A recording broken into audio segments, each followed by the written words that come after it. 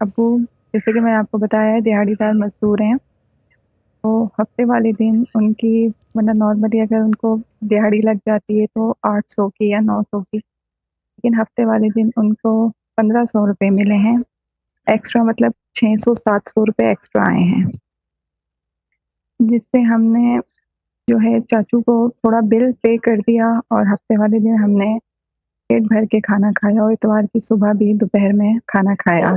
वरना हम सिर्फ एक वक्त का खाना खाते हैं, सिर्फ रात का, दोपहर का नहीं। ठीक है, ये कितने दिन से आप एक वक्त का खाना खा रहे हैं?